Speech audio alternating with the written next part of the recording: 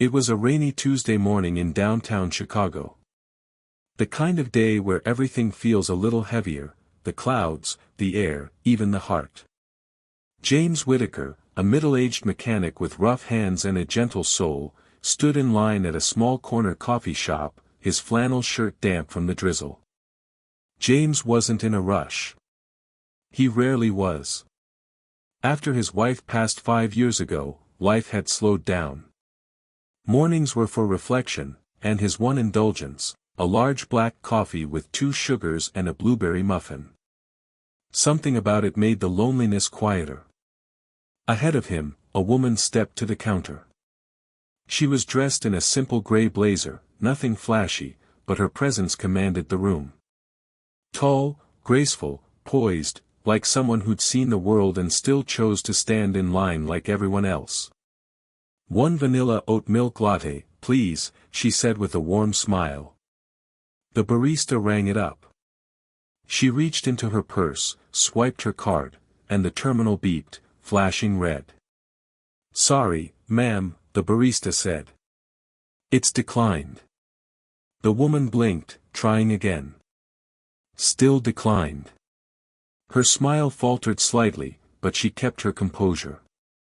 "That's strange. I must have grabbed the wrong card." She checked her wallet, nothing. She looked up, embarrassed. "Hey," James said, stepping forward. "Add her coffee to mine." The woman turned, caught off guard. "Oh no, that's really not." "It's just coffee," James said, smiling. "We've all had one of those days." Her eyes softened, and for a moment, she looked like she might cry. "Thank you," she whispered. "That's very kind of you." "No big deal," James said. "Just pay it forward someday." She nodded slowly, taking her drink and stepping aside. They didn't exchange names. 2 weeks later.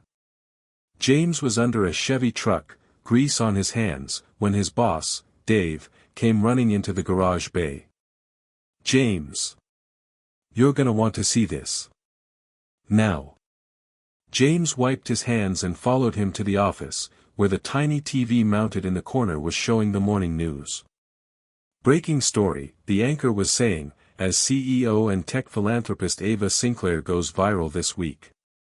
In a moving video shared across social media, Sinclair shares an emotional story about a stranger who paid for her coffee after her card failed in a downtown cafe.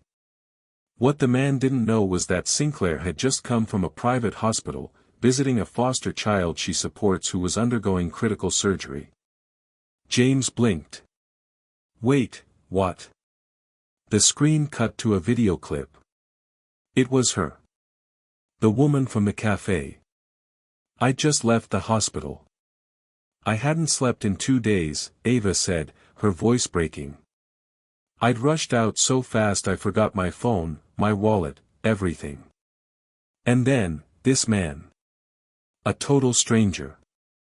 No cameras, no ego, just kindness. He didn't know who I was. He didn't care.